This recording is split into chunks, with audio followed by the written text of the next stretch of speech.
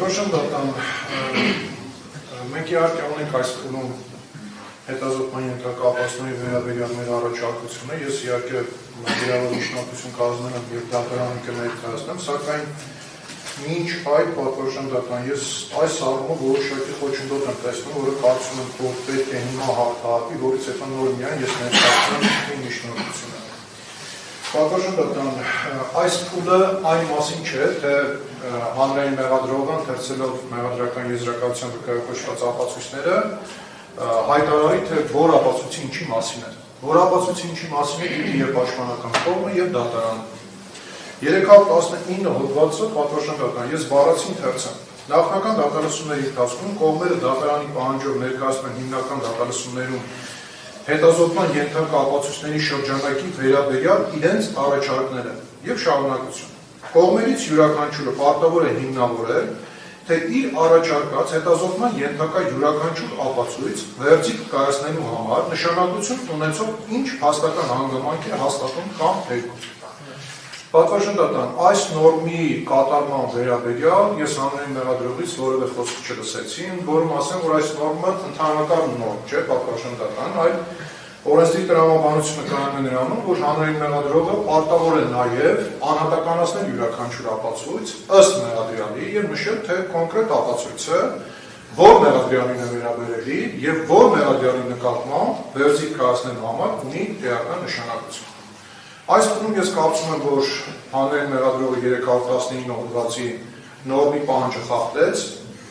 այդպիսի հիմնավորում չներկայացրեց և քանի որ 319 հոդվածը ներառում է նաև նախագահողի պահանջը, դատարանի պահանջը հստակեցնելու այդ ամենը, ես խնդրում եմ պատվաշան դատարան, որպեսզի դատարանը պահանջի հանրային մեղադրողին, որպեսզի հանրային մեղադրողը կոնկրետ մատնանշի, թե իր թվարկած ապացույցներից որն է Նարեկ Վանյանի նկատմամբ վերջիկ կայացնելու համար նշանակություն ունեցող։ Սա մեկ պատվաշան դատան և հաջորդը պատվաշան դատան, տեսեք, մեղադրական եզրակացության 9-րդ էջում նշված է ենթավերնագիծ սերով նախաքննության ընթացքում հաստատված փաստական հանգամանքներ։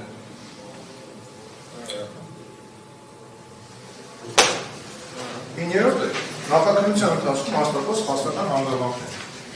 Պատվաշան դատան, այս մասում վարույթ իրականացնող մարմինը նշել, իսկ հանրային մեղադրողը հաստատել է մեղադրական եզրակացությունը։ Այս հաստատված փաստական հանգամանքները 4 իրավական փաստական բաղադրիչ ունեն, իրավական չասեմ, որոնք են այդ փաստական բաղադրիչները։ Ըստ այս հաստատված փաստական հանգամանքների Նարեկ Օհանյանը ձեռք է բերել դյուրավար հեղուկ Գևորգ Հարությունյանին օժանդակելու նպատակով։ Սա մեկ պատվաշան դատան։ Ես նախաքննության սկզբից ասում եմ, որ Նարեկ Օհանյանի մեղադրանքի հիմքում մկած առանցքային հանգամանքը այս դյուրավար հեղուկի ձեռք բերելն է։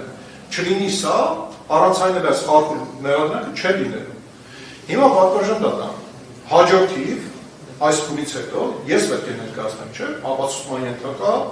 շրջանակը, թե մենք ինչ ենք ցանկանում, որպեսզի հետազոտվի։ Հիմա եթե հանրային մեղադրողը չնշի, թե հաստատված փաստական հանգամանք ընդունելով Նարեկ Վանյանի կողմից դյուրավար հեղուկ ձեռք բերել է Գևորգ Հարությունյանին օժանդակելու նպատակով։ Այսինքն, եթե դրա հիմքում չվկայակոչի ապացույց, պատվաշան դատան, ես իմ կողմից ապացույցներ ներկայացնելու ժամանակ ինչ ապացույցով հակադրեմ այդ գոյություն չունեցող ապացույցին։ Այսինքն, եթե այս դատողության հիմքում չկա ապացույց, ես որպես հակափաստակ ինչ ապացույց ներկայացնեմ պատվաշան դատան։ Ես ամբողջ նպատակը պաշտպանական կողմի մարտավարության առաքելության նպատակը արդարացնող վերջիկ ակնկալելն է, չէ՞, եւ այդ կապակցությամբ որոշակի ապացույցներ տրամադրել, որպեսզի դատան հետազոտի։ Հիմա եթե ես չգիտեմ, թե այս դատողության հիմքում ինչ ապացույց է դրված, ես ո՞ր ապացույցով չեզոքացնեմ այս գոյություն չունեցող ապացույցը պատվաշան դատան։ Երկրորդ հանգամանքը, որ այս համատեքստում նշվել է, որ Նարեկ Օհանյանը գնացել եկել է Երևանյան խճուղով, որպեսզի համոզվի Վալուդյան Գրիգորյանը տանն է, թե ոչ։ Այս դեպքում ևս պատվաշան դատան, որևէ ապացույց չկա վկայակոչված, եւ ես խնդրում եմ, որպեսզի դատանը պահանջի, որպեսզի հանրային մեղադրողը մատնանշի նման ապացույց, թե որտեղից են հանգել այսպիսի եզրահանգում։ Երրորդը պատվաշան դատան, Նշել եմ, որ տունը տրամադրել է Գևորգ Հարությունյանը։ Մեկ անգամ ևս հիշեցնեմ, որ այդ տուն ասվածը չունի դարպաս եւ պարիսպները կիսակահույց են եւ հասանելի է ցանկացած անձի համար։ Հիմա պատվաշնորհն պետք է ներկայացվի այն ապացույցի կարծիքով, այս մեղադրական եզրակացության 70-ից, թե որտեղից են հանգել դատողության, որ Նարեկ Մանուկյանը իր տունը տրամադրել է Գևորգ Հարությունյանին եւ ինչ գործողություն կատարել։ Եվ 4-րդը պատվաշնորհն այստեղ նշվել է, որ դեպքից հետո Նարեկ Մանուկյանը գնացել է տուն, հեռախոսազանգեր է կատարել, տեսախցիկների տակ նկարվել է, որպեսզի իր համար այլուրեցություն հիմնավորի։ Ես խնդրում եմ, որպեսզի հիմա հանրային մեղադրողը այս 70 էջում վկայակոչի այն ապացույցը, որից հանգել է նման դատողություն։ Պատվաշնորհն առանց այս հանգամանքները ճշտելու մենք ամբողջությամբ պաշտպանություն իրականացնել չենք կարող։ Մենք չենք կարող, եթե հիմա մեղադրողը սրա վերաբերյալ ապացույցներ չներկայացնի, մենք հակափաստակ ապացույցներ չենք կարողանալ ներկայացնել։ Այսքանը, որից հետո ես կներկայացնեմ մի քանի ճշտում ձեր իշխանության կապված։ Առաջի հատվածը ընկալելի է հասկանալի է ձեր նշածի, հիմա երկրորդ, երրորդ, չորրորդ Երկրորդ մի կոմպոնենտ է, բաժանված է մի քանի բաղադրիչ է։ Հիմա նայեք, հետո մեռախոսն կոմպոնենտ առաջին։ Մասնավորապես նշում եք, որ մեղադրական եզրակացության մեջ նշված է հաստատված փաստական հանգամանք։ Մենք շեշտենք, որ այդ հաստատված փաստական հանգամանքները միջդատական մարմնի համար հաստատված, այստեղ չունենք հաստատված որևէ հանգամանք, քանի դեռ դատորեն որևէ հանգամանք չի հաստատվել։ Հետևաբար, հիմա ձեր միջնորդության համատեքստում դատարանի մոտ ստեղծվում է լրություն պահպանելի դահլիճը։ Դատարանի մոտ ստեղծվում է առնվազն պատկեր, որ դուք հիշատակում եք հանգամանք,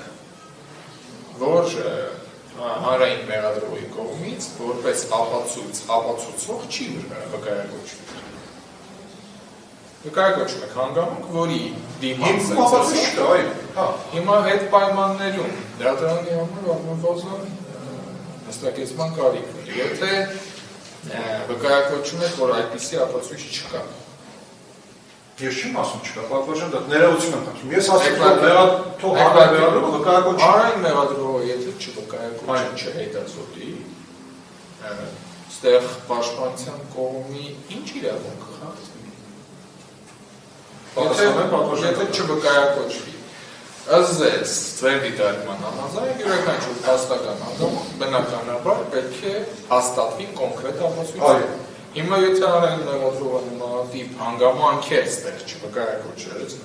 ըստ մեղադրական եզրակացության մեջ չկա։ Նաև ձեր հայտարարությունից հետո դիրքորոշում հայտնելու իմաստով հանրային մեղադրողը կլսեն, եւ դա արդեն մի բան կնշանակի, որը բնականաբար արդեն հիմնական դատալսումների ընթացքում քննարկման եւ հետազոտման դաշտում գտնվող հանգամանք։ Բայց զուտ պահանջել կոնկրետ հանրային մեղադրողին ներկայացնի ապացույց, որը առնվազն ինքը ձեզ չի ներկայացրել, ըստ էության չի բխի արարողական կարգից։ Ինչ որ վկայակոչեց հանրային մեղադրող, դա վկայակոչեց։ Այլ կոմպոնենտ, այսինքն հանրային մեղադրողին ասենք, թե ուրիշ ապացույց է վկայակոչ։ Գյուղատնտեսական ընթացակարգ առնվազն չի նախատեսում։ Երկրորդն էլ, եթե գտնում եք, որ այդ հանգամանքները չունեն համալրված ապացույցներ, ըստ պաշտպանության կողմը դա կարող օգտագործել հատուտի։ Հակառակը չի կարող դիտել։ Լրացուցիչ բացատրություն ներկայացնեմ, ես այդ մասին նշեցի։ Պատվաշնորհ, մենք պետք է փաստարկներ ներկայացնենք, այլ կերպ ասած, ապացույցներ ներկայացնենք, ապացույցների դեմ, ոչ թե վարույթ իրականացնող մարմնի յուրաքանչյուր դատողության դեմ։ Հիմա նշելով նախաքննության ընթացքում հաստատված փաստական հանգամանքները, ես դա հասկացա, ներողություն, ես դա հասկացա։ Ինչ որ նշել են, ինչը որ միջդատական մարմինը իր համար հաստատված է համարել, հաստատված չի համարել, դա նախադատելի չի դատարանի համար։ Հետո եթե միջդատական մարմինը ինչ որ բան է հաստատված համարել, եւ ըստ չի վկայակոչվել համահունչ հանգամանքը հաստատող ապացույցներ, ապա դա չի կարող պաշտպանության կողմի համար ստեղծի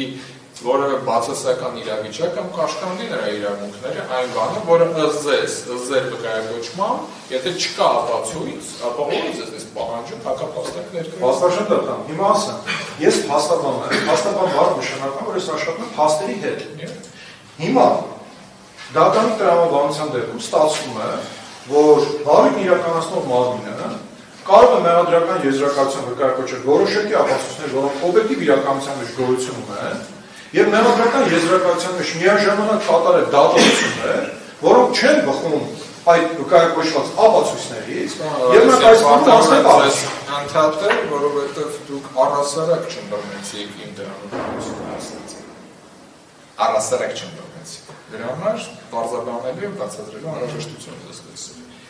Դատարանի եզրահանգումը այն է, որ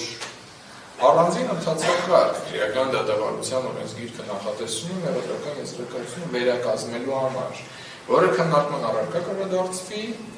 նախնական դատասությունների սկզբնական։ Ինչը ես արեցի պատվարժանդական եւ ինչը ձեր կողմից մերժվեց, բայց ոչ ես վկայակոչ։ հենց այս վկայակոչման պատվարժանդական։ Հաջորդը։ Ինչ որ վկայակոչվել է, դա դատարանի համար նախադատելի չի եւ ոչ էլ գովաբանելի է, ոչ էլ թույլատրելի է։ Մեղադրական եզրակացությունը կազմված է, մեղադրական եզրակացության քրեական գործը գտնվում է դատարանում, որը նախադատելի չի դատարանի համար, այն ինչը որ միջդատական բառն է վկայակոչում։